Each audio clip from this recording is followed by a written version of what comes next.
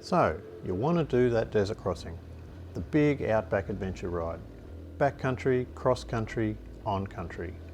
You want to get as far away from the rat race as you can, go remote, be one with your machine. So you take a look at your bike and you reckon, yeah, she'll be right. Will it? Really? I watched a bunch of videos last year and some of the dramas that people were having were, in my opinion, entirely preventable. So let's have a look at some of these issues, because the Australian outback is not to be taken lightly. Now, who am I to give you advice? Well, I'm going to be the first to admit I'm not some veteran of desert rallies. I didn't grow up with red dust in my hair, but I have crossed the Simpson Desert 3 times on a bike, and I've done many thousands of kilometres on outback roads, on bikes and in cars. And what I know from those journeys is that you could barely think up an environment more perfect at crushing you than the Australian outback. Heat, isolation, no water, no shade, difficult terrain. And if it does rain, you could be stranded for days. And yet, some people just don't seem to take it seriously. Or maybe they don't understand it. So the videos I watched were not all from the desert, but they were all headed into the Australian outback. And some of the things I saw really made me uncomfortable. Tubes with rusting valves, tubes of unknown age, standard duty tubes, tyre pressures that hadn't been checked before the trip. Now, if you're on the east coast of Australia doing a ride, sure, it's no big deal. You just pop into the next big town that you ride through, you grab a new tube. But how much do you know about these outback towns? If you think they sell much more than fuel, then you are dreaming. And even fuel is not guaranteed. These places have nothing. They don't have spare tyres, spare batteries, clutch levers, chains. They don't even have your garden variety 21-inch front tube. They've got nothing. If you need it, you'll either have to have brought it yourself or be willing to wait days or maybe even weeks for some special delivery organised at your expense. The list goes on. Starting a ride with a known oil leak. Chain and sprockets not changed. Finding an air filter blocked because it wasn't checked before you left. Then there's the timing of the trip.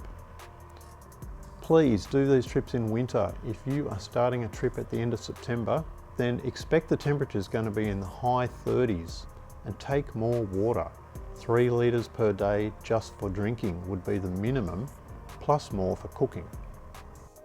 A couple of other tips. Take the lightest bike you can. Once you've had to pick up that 1200 half a dozen times, you are spent. Choose soft panniers over metal panniers.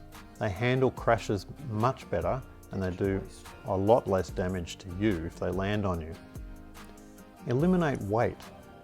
Why do you need a second pair of pants or a third t-shirt? Go through your gear multiple times, get rid of non-essentials. Now, non-essential is the key here.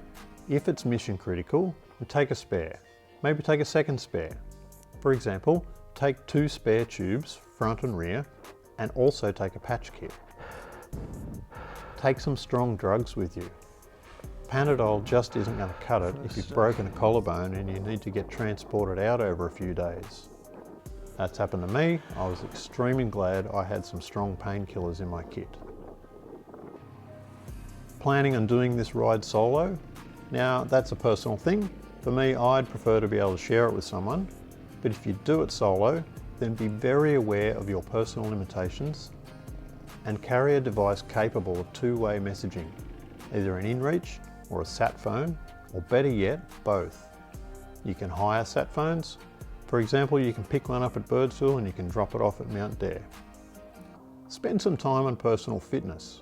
Start a strength and aerobic program, say 6 months out from your ride. I'm not saying you have to go and join a gym, I'm just saying do some basic activities like running or cycling to build up your stamina. Also, plain old bike time is a must. Exercise the muscles you'll actually be using out there. Standing on the pegs for 8 hours, getting tossed around in the sand, is hard work. Look, enough of the rant. If your goal is to cross the desert, then I salute you. I had exactly the same goal, and it is so satisfying to be standing atop Big Red or taking a swim in Dalhousie Springs after your desert crossing. Ticking off a bucket list item is gold. But please spend some time in preparation. The Australian outback is seriously remote and you need to give yourself the best chance of success. Got any tips of your own? Leave them below in the comments. And if you want my desert trip checklist as a starting point for your own, then there's a link in the description below. Thanks for watching. I'll catch you in the next one, maybe out on the trails. Bye for now.